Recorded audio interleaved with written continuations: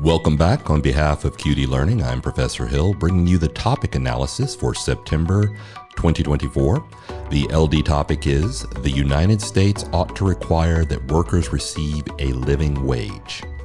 We're going to begin with definitions because I know everybody hates topicality, but in this particular case, topicality is going to be very, very important, not just for the sake of a jurisdictional getting that voter, but also because topicality is going to be used to define ground, which is going to be very necessary when it comes to disadvantages and also critiques.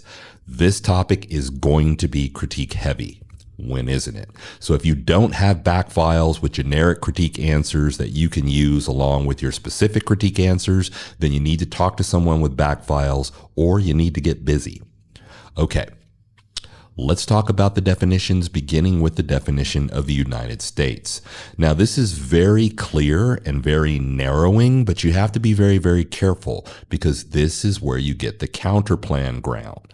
Remember, so that you are not running a topical counterplan, you must use an actor that is not topical. If you are running on the AF, make sure that whatever organization you are using as your agent of action or whoever is taking care of whatever it is you're trying to do, make sure that they can be defined as the United States.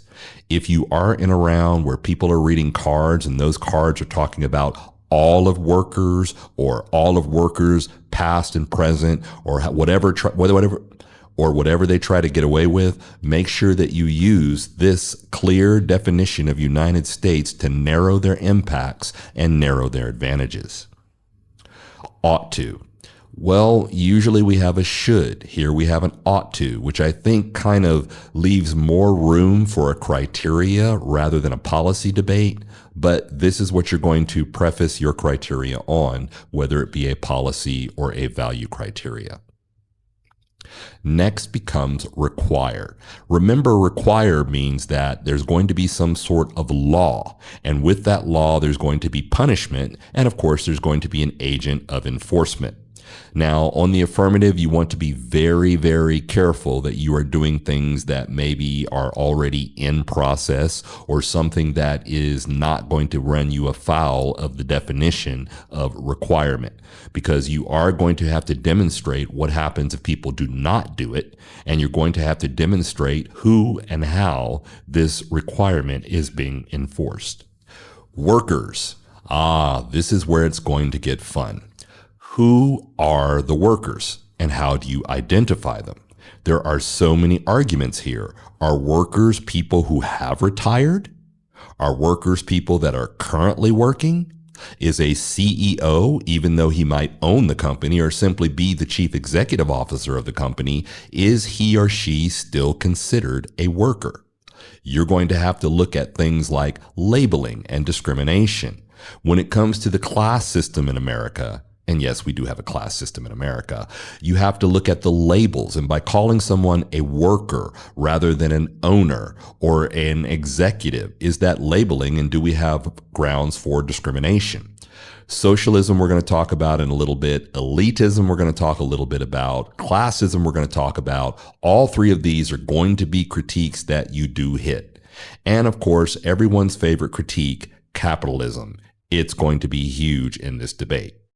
Just take a look here. This is an article I found, Gallup, looking into what Americans mean by working class. When we talk about workers, are we talking about simply people that work, or are we talking about a class of people? And the moment you start dividing things into classes, that's where you're going to get links to not just disads, but critiques. So you definitely need to investigate and make sure that your definitions work for this particular situation. Moving on to the next definition, which is receive. Now, if we look back to what happened with the COVID and the business situation there, they created a plan where they were going to help businesses and they put out a lot of funding, but we found out later that very few companies actually received that funding. Very few small businesses received that funding.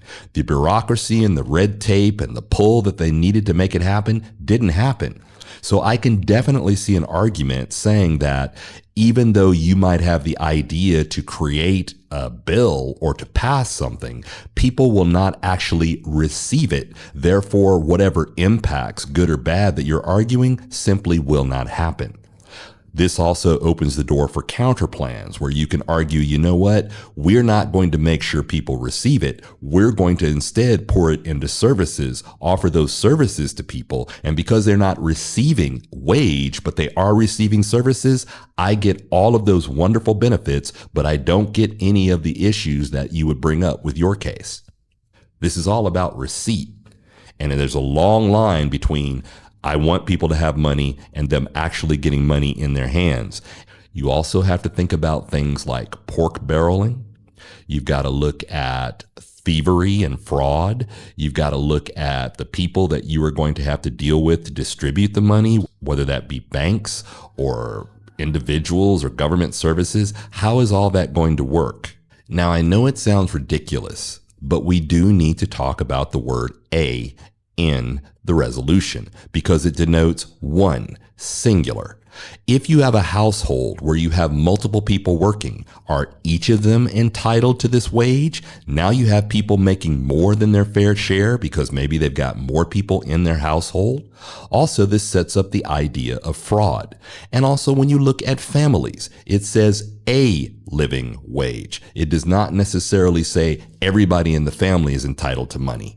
So when you're looking at impacts or benefits that spring from whatever it is you or the other person is doing in their case, think about, is that coming from a single person?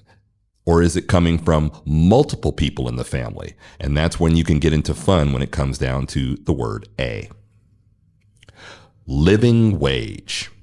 We have been trying to figure out what a living wage is since wages started.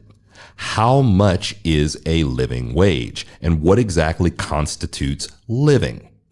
Look at entrepreneurs. Are they considered workers? And what are they entitled to? How much? How often? Think about when we set up a system with living wage, are we talking about as long as they are working? Or is this the case if they get fired or anything else? Are we going to pay them this for life? I mean, what are we talking about here? And of course, location. As you know, all across the United States, the location sets up how much you're going to have to earn to have a decent living lifestyle in that area. I live in Cambodia. I have a very, very low cost of living, so I don't need to earn as much. However, when I was living in Los Angeles, I needed to earn much, much, much, much more. In fact, housing has gotten so out of control, along with food and other prices, that a living wage in California would be considered living like a king here in Cambodia.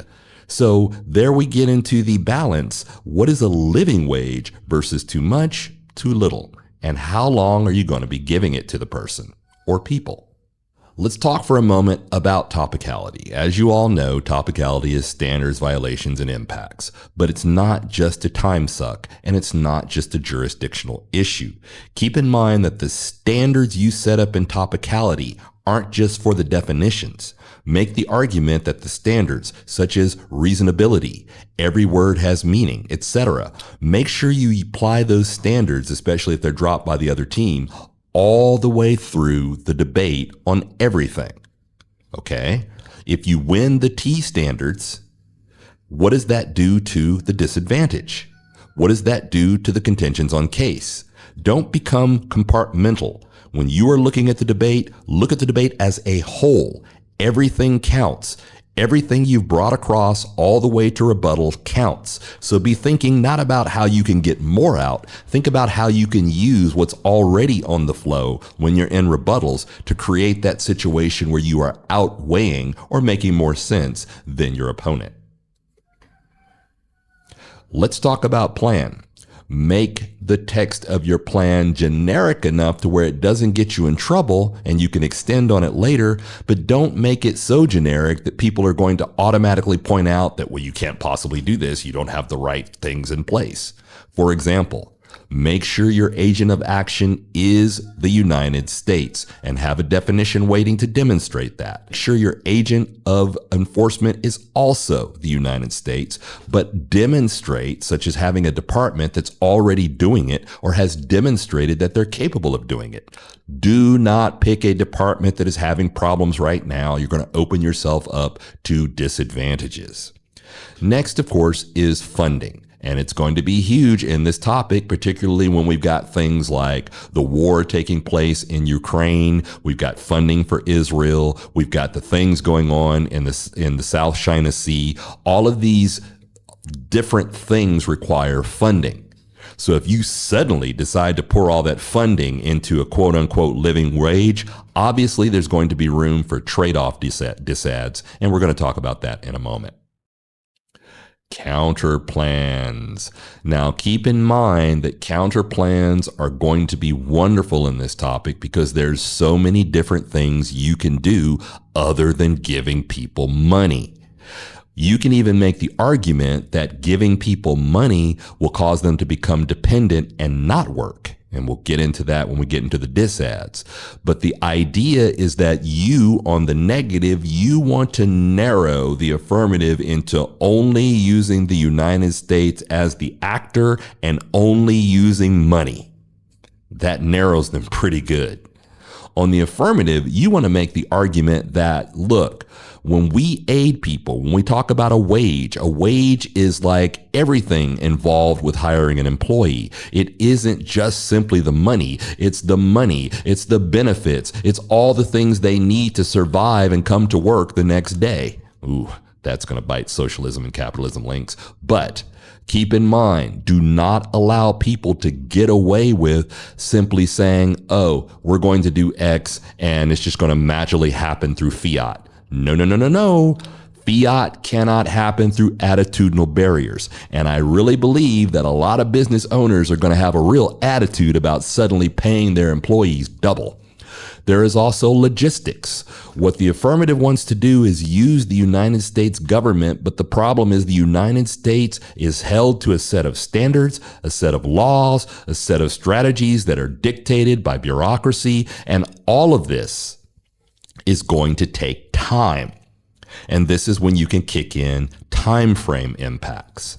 If I'm running a disadvantage against your case and you say you're going to do whatever, I'm going to argue that, number one, you're going to create court clog. Number two, you're going to create a situation where we have trade-offs. And number three, even if you get what you want, it's going to take so long to go through the bureaucratic red tape that my impacts from perception, my impacts from funding, my impacts from trade-off are going to hit faster than yours.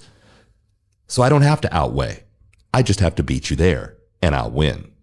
On the affirmative, be very, very careful about your time frame. Next is PermGuard. If you are on the affirmative, please make sure that you are leaving your definitions flexible enough that you can perm a good counter plan.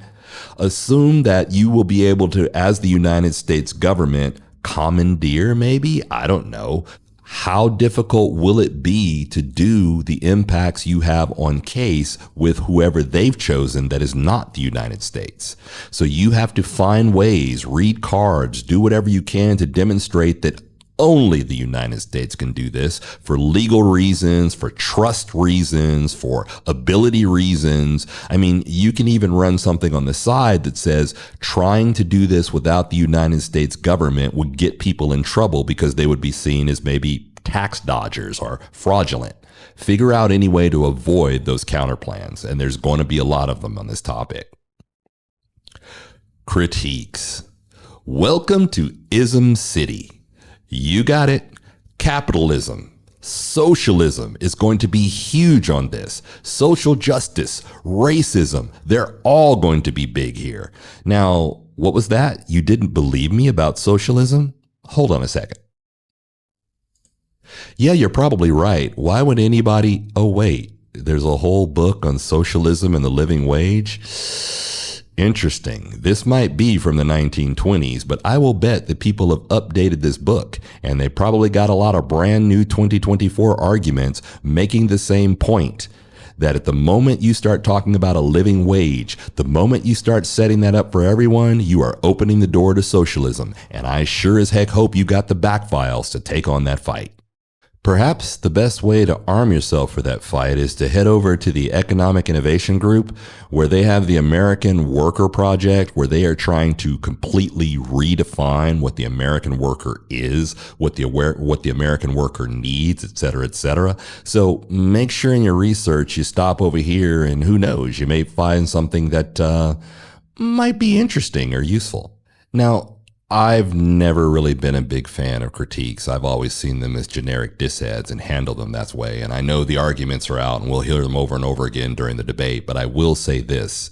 The same links that you're going to use for diss ads, you're probably going to use for critiques. In this case, we're going to have mindset diss ad links and mindset critique links. The idea that once you start thinking this way, for example, if you are running a value criteria, I'm going to argue that the way you are thinking opens the door for my critique. If you are running just a regular case and you're doing it policy, I'm going to get my mindset DAs, things like trade-off, things like a move towards socialism, a move away from capitalism, where I'll actually, believe it or not, run cap good, soch bad cards all day long. So be prepared for this debate. Try to keep it very, very practical on the level. Watch your judges. Do not assume that your judges are down for a critique debate, especially when you start talking about things like cap bad, cap good, soch bad, worker mentality, revolution, all of these things. They're great arguments if you have the right judge, but a lot of debaters fail to read their judge. And simply asking at the beginning of a round, what would you like to hear, or what don't you like to hear, or what are your favorite arguments? That's kind of stupid. And I hate to use that word, but I'll use it. It's stupid. Yeah, you should kind of get a feel from that, but throughout the debate, you should be watching your judge. If you are taking a moment to look up from the flow once in a while and look at your judge, you'll know what they're buying and what they're not buying. You'll see what they're writing down and what they're not writing down. That is the key to knowing your judge and getting your judge to follow you throughout the debate and knowing whether or not you're winning the debate. Stop looking at the flow. That's not where the action is. Stop looking at your partner or the opponent. That's not where the action is. Look at your judge. Most judges like myself, we don't even think about it. We're giving away all kinds of clues. If I don't like what you're arguing, I'll probably look like this. And if I like what you're arguing, I'll probably look like this. Ooh. Oh yeah. Oh yeah. So look for the look. The judges will tell you. Don't forget, more than anything else, we are communicators, and you need to use every bit of communicative information that is at your fingertips. Watching the judge is the best way to do it. Logistics. You know, I heard it said recently that the reason the U.S. military can't be beat is because it's got the best logistics officers in the world. Now, when it comes to the U.S. government, you may not believe that because it takes so long and so much effort to get anything done. And that is where we talk about the time frame arguments. Keep in mind that even though we are a huge country with a huge government, that government moves at a snail's pace, and it takes so much effort just to push it in any direction. But once it gets going, it often overshoots the mark. And that's where we end up with trade-off debates. You see, right now we're focused a lot on foreign. The moment we start talking about workers, suddenly that goes domestic. There will be people that make the argument that by focusing on domestic, you become selfish and you're setting up an isolation which allows Russia, China, Hezbollah, whoever to take over the world because we took our eye off the ball and focused internally. There's also the economy. There'll be the economic debate saying if you suddenly start messing with the United States government and its focus, now we're going to focus domestically on giving people more money and we will forget about Ukraine, we will forget about Israel, we will forget about China, we will forget about everything else, allowing the world to go crazy and come back and bite us later on in probably nuke war disads. War. We've got so many wars going on. Every card you see now says we're on the brink of World War III, World War 2.5, whatever you want to call it. But the point is, having the United States government shift focus away from these wars is obviously going to end up with some impacts. Then there's politics, the election. We've got one of the most critical elections in American history. There's so many things about this election that can go right and can go wrong. And all of it can be triggered instantly by you saying, suddenly we're going to forget about everything else and focus domestically on getting people a quote unquote living wage. You're going to have pushback from all over the place, not just outside of the United States, as the people we give money and weapons to are going, what are you doing? We need that stuff. But inside the United States, where you're going to have people like Big Pharma, environmental companies, and everyone else who makes money saying, you want us to do what? Give our employees more money. Why don't we just give it to AI and technology? Another disad that's coming. And of course, funding. I know we like to think that if we run out of money, we just print more. It's not that simple. The moment you start taking money out of the economy to do something else, the moment you start requiring small businesses especially to start putting money into something else, now you are creating an economic situation that can become very, very bad or very, very good depending on what you've researched and what you're arguing. But there's no way to escape the economic impacts that are going to happen one way or the other.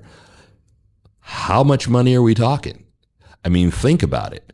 If 400 million people in America were suddenly all of them making a living wage, or at least all of them of workers' age, and that's to be debated, are of living wage, that's a lot of money. That money's got to come from someplace. And if you're talking about taking it out of pockets of big money, big company owners, I don't know. Let's ask Elon. All right. Let's get into the disads. Let's talk about society. There are many reasons why we would look at a living wage, and we're going to go through a few of them. Reducing poverty levels, promoting fairness and equality, whatever that is, we'll have to debate it. Decreasing reliance on social welfare programs. The idea being that if we can give people more money, they can take care of themselves and they don't need Medicare or WIC or any of the other, Head Start, any of the other things the government pays for. These people will be able to pay for it themselves. We can argue that it will improve public health because now people can afford health care. We can argue that it encourages educational attainment because if people know they're going to get a decent wage for a decent job, they're going to go get a decent education that enables them to get that decent job. We can argue that it improves child welfare. If we have more mothers and fathers who are earning money and can pour that money into their kids and their kids' college and their kids' health, we're going to end up with better child welfare and better citizens. We can argue that it will strengthen family stability because if the parents don't have to work 2-3 jobs or work 15 hours a day, then they can be home taking care of the kids, making sure that the kids are brought up correctly, whatever that means in today's environment.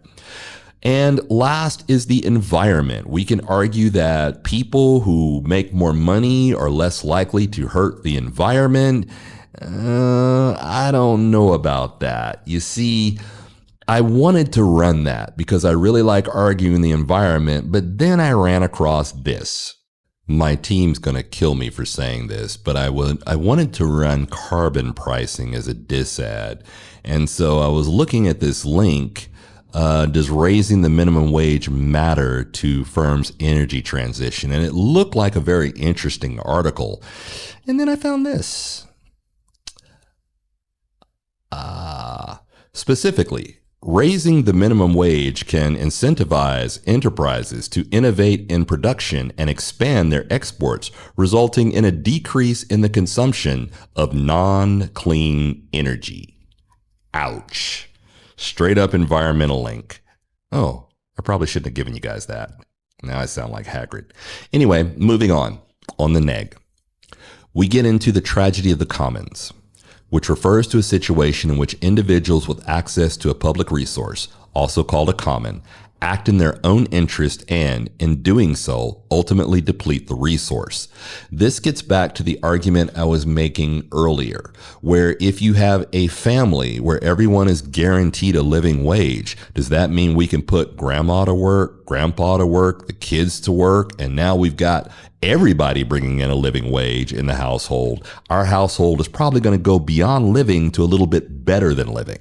I don't know. That's debatable. Then we get into ableism, a set of beliefs or practices that devalue and discriminate against people with physical, intellectual, or psychiatric disabilities, and often rest on the assumption that disabled people need to be fixed in one form or another.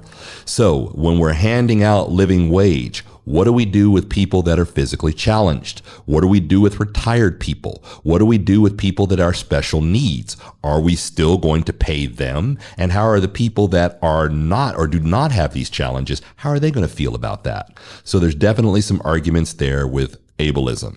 Then, of course, if you're running teams with the public forum, you need to talk to them and you need to share evidence, and here's why. Immigration.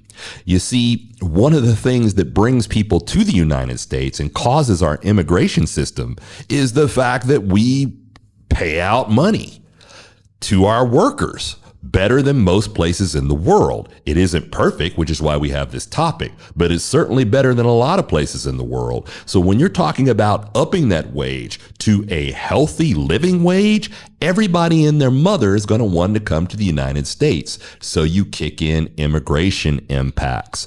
Also, getting deeper into it, at what point does a person who is an immigrant, are they entitled to a living wage? And if they're not, what are you going to do with them? Is that a form of ableism? Is that discrimination? So it opens up a lot of really interesting debates, both on the ath and the neg. Mindset. We like to think that we have this thing called the American value system and that it stands for certain things. And right now that's really up for debate given the presidential situation. But we have to think about when we make major moves like defining what is a living wage and offering to give people that. Again, we get back to mindset. Are we reflecting a specific American value? We might create a situation where we have dependency, where people depend on that. And even if they are not skilled workers or they are in a physical situation where they cannot work, do we still have to pay them? What happens to unemployment and those kinds of compensations? What happens with the situation called rising X? I don't know if you've heard of the argument rising expectations. It's an argument I used to run a lot back in the day, where we would argue that if you create a situation where the person believes they are owed something or that they deserve something, then you're going to have a lot of problems. Then you're going to have people who become arrogant. You're going to have people that become, what's the word that we use for certain generations? Entitled. Is that a good thing or a bad thing? Because when you start giving people a lifestyle that they didn't even expect to have, now they're going to expect more. Their expectations have risen. And how do we meet that? What is a living wage today definitely won't be a living wage once I decide I want a bigger TV set. The economy. There's no way to avoid the economic impacts in this. We can argue that giving people a living wage enhances economic stability. It reduces employee turnover because if I'm getting paid well, I won't look for more money. Higher consumer prices. That is a problem because if I'm a business owner and now I have to pay someone $15 or $20 an hour versus $10 an hour, I understand they've got problems, but I have to eat too. And so I have to push that additional expense onto my consumers. I have no choice or I can't stay in business. This might also create a tax increase. The federal government prints money, but it doesn't actually print money. They've got to somehow at some point balance the books, at least to a level that's acceptable to Congress. That level is really questionable these days, but I can guarantee you that if we're going to pay more money to workers, there's going to be an increase in taxes, which makes a potential for increased debt. right? If we are backing companies, especially small companies, and many plans will do this, they're going to argue what we will do is we will create federal guidelines and regulation that will back the middle class so they can afford to pay this. Well, that's going to be increased taxes. And if not, it's just going to go in increased debt. And then there's all the DAs that link to that. Also, this is a disincentive for business expansion. I certainly am not going to grow the number of employees in my business if I'm going to have to pay them more. What I am going to do, however, is I'm going to look closer at automation and AI. And those links are all over the place there, saying we are going to go to more technology and more AI and replace humans. It's going to be cheaper. It's going to be easier. Then they're going to take over the world, and we're going to have Arnold Schwarzenegger running around trying to save humanity. You get the point. All of your AI tech diss ads, they're going to go right off of this because it's a disincentive for business. It's a disincentive for business owners. They're going to want to do things cheaply. Ah, yes, carbon pricing. Here's that link I talked about earlier. Specifically, you can argue that if we do give them a living wage, they're going to go out and buy all of the new cars, all of the electronics, all of the wonderful things, and pollute like crazy because now they have the money to do so. All right, let's talk about jobs. How is this going to affect employee productivity and morale? On the onset, you might think, well, more money, happier workers. More money, greedy workers? I don't know. Small businesses are definitely going to struggle because they're the ones that have to pay this.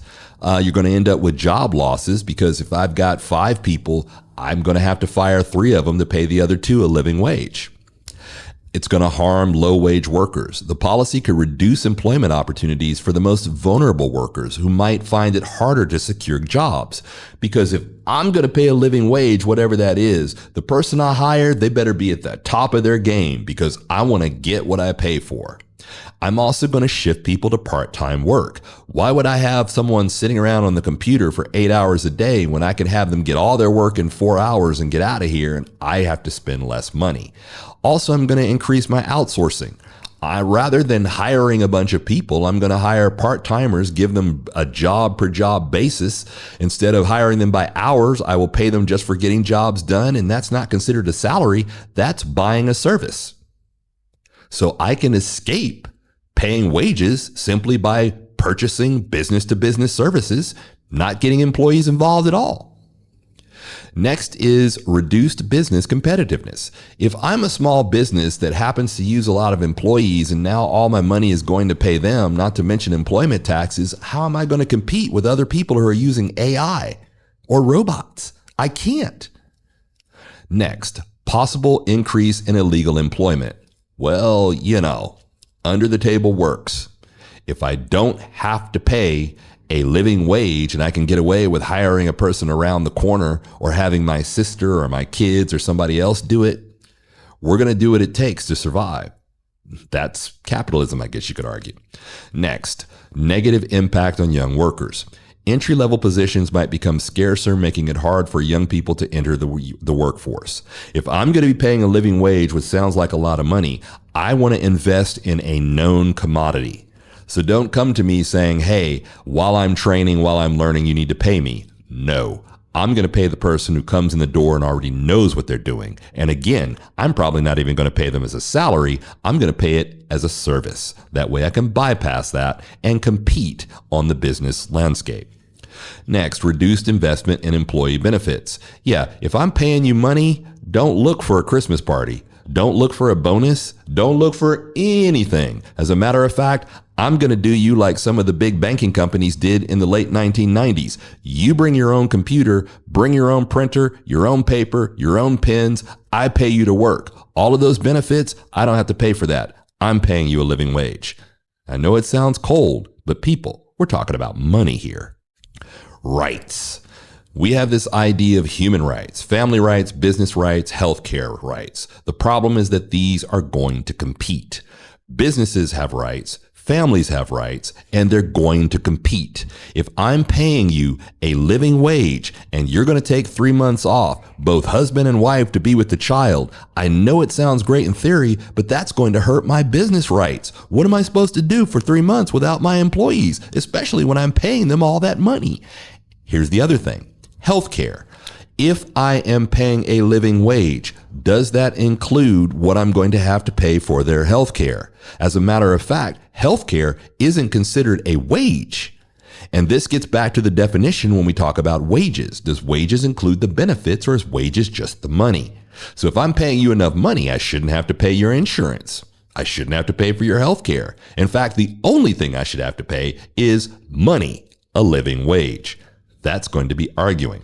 So when we're arguing the human rights, what gets hurt?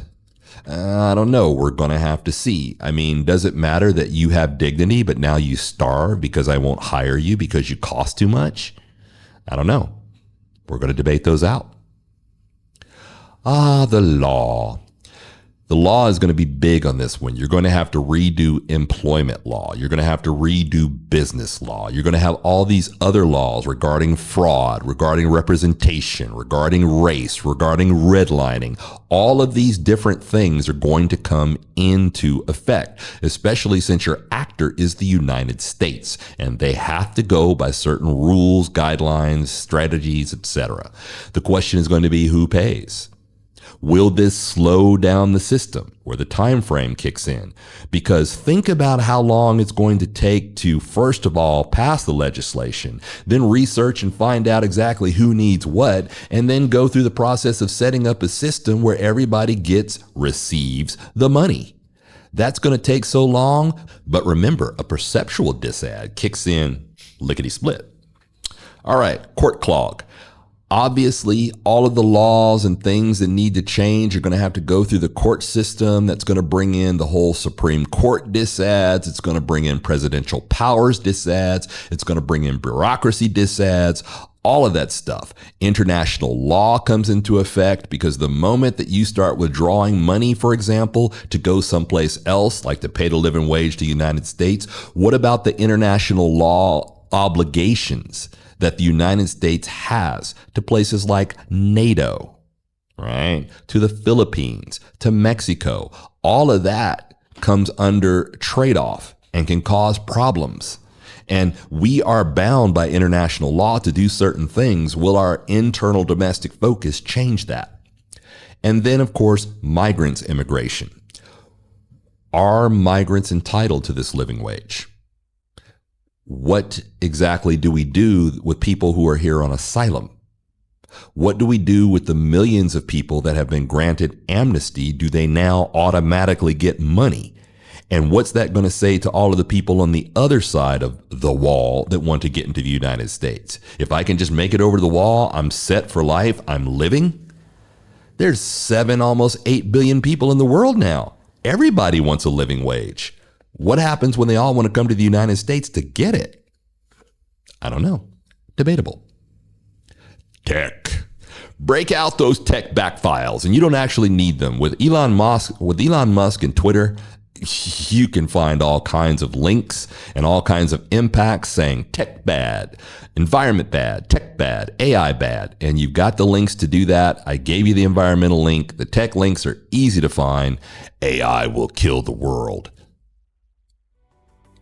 All right, that's all I have for right now. Hey, if you enjoyed this and you'd like me to start doing these more often, breaking down actual disads, etc., let me know in the comments below. If you have any questions, also let me know in the comments below.